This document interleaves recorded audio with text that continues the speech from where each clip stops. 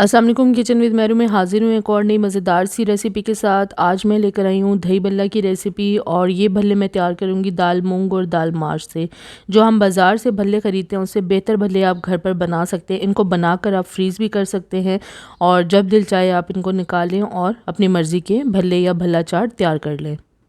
बहुत सॉफ्ट और स्पॉन्जी भल्ले तैयार होंगे। इनको कैसे सॉफ्ट और स्पॉन्जी बनाना है मैं कुछ टिप्स के साथ आज ये भल्लों की रेसिपी लेकर आई हूँ। इस वीडियो को आखिर तक ज़रूर देखें। बहुत ज़बरदस्त रेसिपी है, आसान सी रेसिपी है। आप इसे बहुत आसानी से कम वक्त में बना सकते हैं। चाहे आप इसे रमज़ान में बनाएं, ईद आ रही है, ईद के मौके पर भी आप अपनी मर्ज़ी के भल्ले तैयार कर सकते हैं।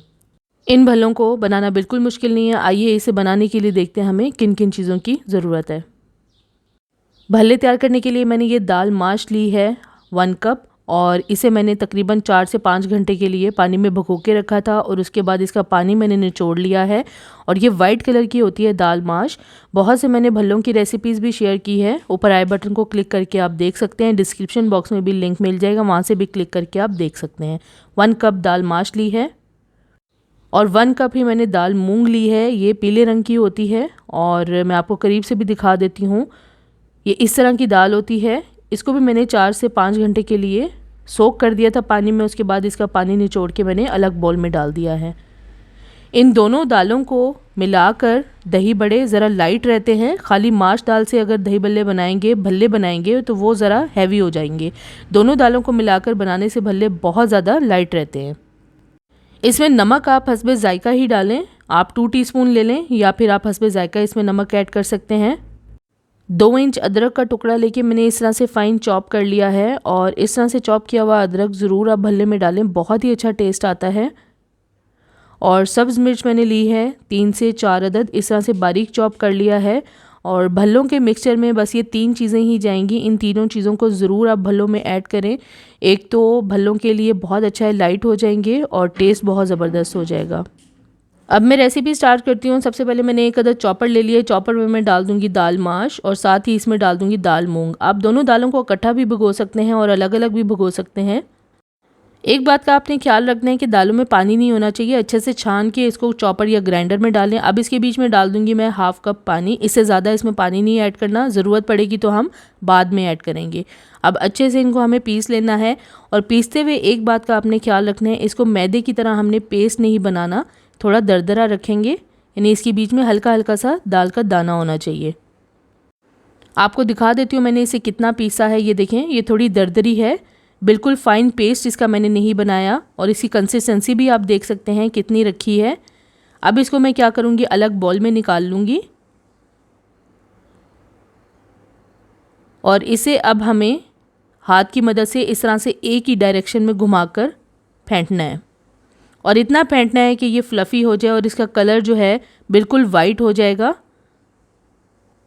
बहुत ही आसान है ये भल्ले तैयार करना। इसे आप विस्क की मदद से भी इस तरह से फेंट सकते हैं, लेकिन एक ही डायरेक्शन में आपने मुसलसल इसे फेंटना है। तकरीबन 8 से 10 मिनट तक मैं इसको फेंट लूँगी। और अगर आपको ये बैटर थोड़ा थिक लगे तो इसके बीच में आप 1 टेबलस्पून पानी भी ऐड कर सकते हैं। अब इसमें मैं डाल दूँगी नमक। मुझे ये बैटर बिल्कुल ठीक लग रहा है, इसमें मैं पानी ऐड नहीं करूँगी। और इसमें डाल दूँगी चॉप किया हुआ अदरक और साथ ही चॉप की हुई हरी मिर्चें। इन तीनों का टेस्ट इन भल्लों में बहुत ही ज़बरदस्त आता है।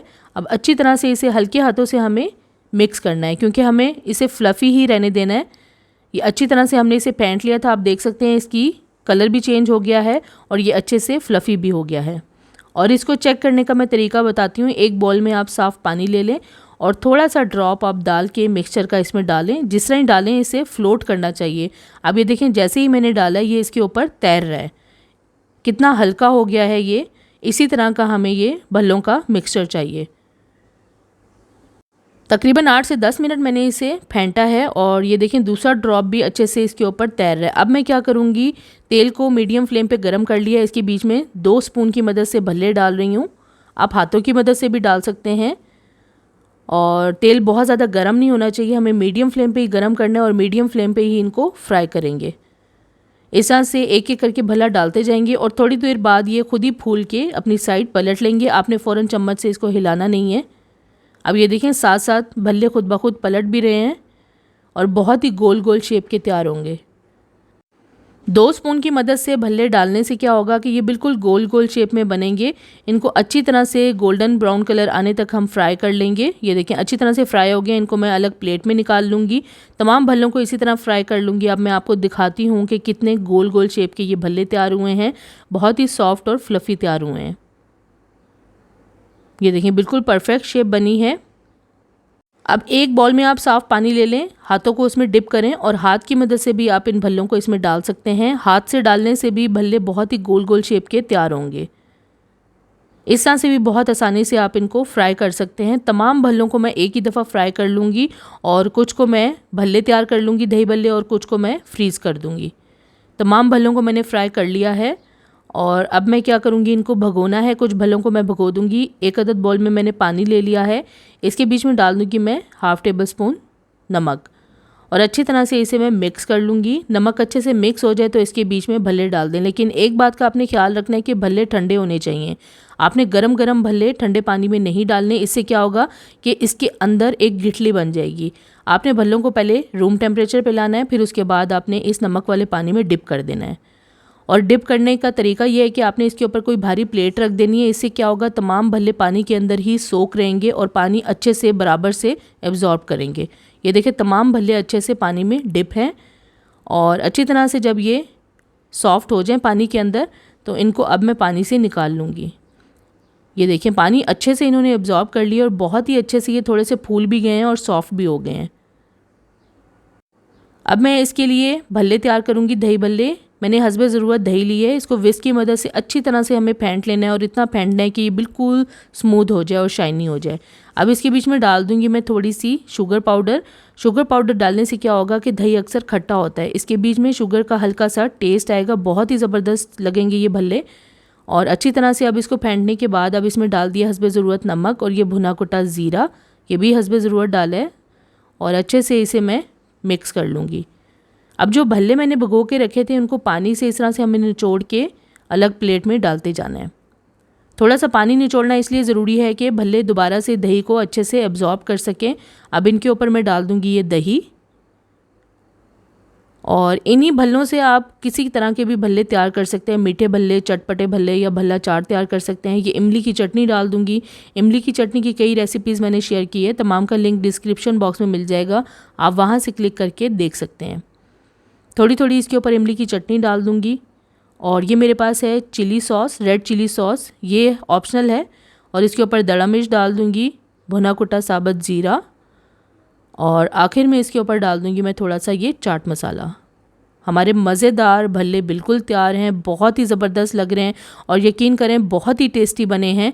आसान सी रेसिपी है। अब मैं भल्लों की शेप भी आपको दिखा देती हूँ।